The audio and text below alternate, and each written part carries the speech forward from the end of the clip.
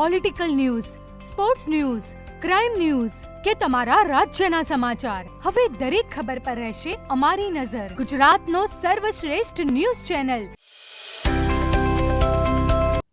હારીજમાં વરસાદી પાઇપલાઇનની કામગીરીમાં ભ્રષ્ટાચારની રાવ સાથે કોર્પોરેટરોની પાલિકા ચીફ ઓફિસરને રજૂઆત.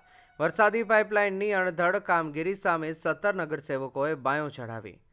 ગાયત્રીનગરથી શિશુ મંદિર અને સોમનાથ નગર 2 સાબુના કારખાના પાસે વરસાદી ભૂગર્ભ પાઇપલાઇનમાં ડેમેજ પાઇપો અને હલકી ગુણવત્તાની સિમેન્ટ વાપર્યા હોવાના આક્ષેપ સાથે ભાજપ કોંગ્રેસના નગરસેવકોએ કામગીરી અટકાવવા મુખ્યમંત્રી સુધી લેખિત રજૂઆત કરી.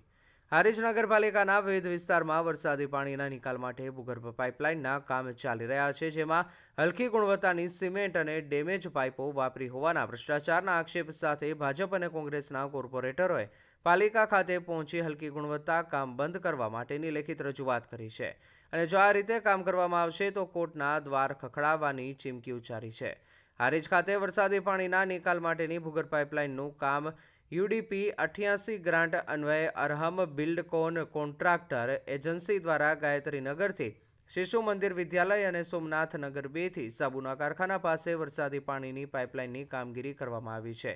જે કામગીરીમાં ડેમેજ પાઇપો, હલકી ગુણવત્તાની સિમેન્ટ વાપરવામાં આવી છે અને કોઈપણ જાતના તળિયા કે પીસીસી રહેતા નથી, જેના કારણે કામમાં મોટા પ્રમાણમાં ભ્રષ્ટાચાર થયો હોવાનો આક્ષેપ કરાયો છે. માટે કોન્ટ્રાક્ટ એજન્સી દ્વારા કરવામાં આવી રહેલ કામગીરી સ્થગિત કરવામાં આવે અને ભૂતકાળમાં કરાયેલા કામોના બિલની ચૂકવણીનો પણ વિરોધ દર્શાવ્યો છે, જેની નોંધ લઈ કાયદેસર કાર્યવાહી કરવામાં આવે અને જો તાત્કાલિક પગલાં નહીં લેવાય તો કોર્ટનો સહારો લેવાની ભાજપના કોંગ્રેસના કોર્પોરેટરોએ મળીને લેખિત રજૂઆત મુખ્યમંત્રી, નાયબ મુખ્યમંત્રી, અર્બન ડેવલપમેન્ટ મંત્રી, collector office Patan, RCM Gandhinagar, chief officer Harij વગેરે તંત્રને લેખિત રજૂઆત કરવામાં આવી હતી. રિપોર્ટર જીગર દરજી, હારીજ. દ્વારા નગરપાલિકાઓમાં નગરના વિકાસ કામો માટે કરોડો રૂપિયાની ગ્રાન્ટ ફાળવણી કરવામાં આવશે. એ રીતે હારીજ નગરપાલિકાને 2025ના યુડીપી 88 અન્વયે 7 કરોડ જેટલી ગ્રાન્ટ ફાળવણી કરવામાં આવી હતી. તેની અંદર નગરપાલિકાના ચૂંટાયેલ કોર્પોરેટરની વિકાસ કામોની જે માગણી હતી એ સાઈડ ઉપર કરી અને બિનજરૂરી રીતે 4 કરોડ જેટલા વરસાદી લાઇનની કામગીરી આપી દેવામાં આવી છે. એ અપાયેલ વર્ક ઓર્ડરમાં પણ કોઈ પણ કોર્પોરેટરને વિશ્વાસમાં લેવામાં આવેલો નથી અને રાત્રિના અને શનિ રવિના લાભ લઈ અને કોન્ટ્રાક્ટર અણધડ રીતે વરસાદી લાઇનનું કામગીરી ચાલુ કરી છે. એ બાબતે નગરપાલિકામાં 17 જેટલા કોર્પોરેટરે લેખિત રજૂઆત કરી છે અને તાકીદે આ કામ સ્થગિત કરી અને અટકાવવામાં નહીં આવે તો કોર્ટ રાહે કાર્યવાહી કરવાની પણ ચીમકી ઉચ્ચારવામાં આવી છે. અને આનો ઉત્તમ નમૂનો દેખાય છે કે આ ડેમેજ પાઇપો છે. આવી રીતે સરકારશ્રીના નાણાંનો દુરુપયોગ કરી રહે છે. તો સત્વરે તાત્કાલિક ધોરણે આ કામગીરી અટકાવી વરસાદી લાઇનની અને જે નગરમાં જરૂરિયાત હોય તેવા વિકાસ કામો કોર્પોરેટરોની માગ મુજબ લેવામાં આવે એવી અમારી માગ છે.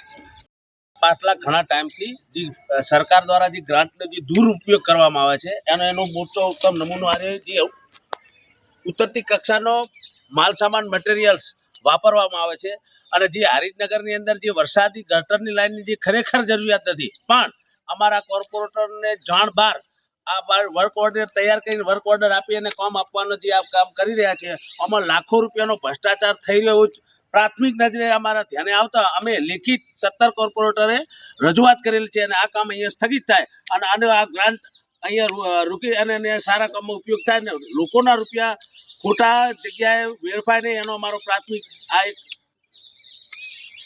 વિરોધ છે અમારો.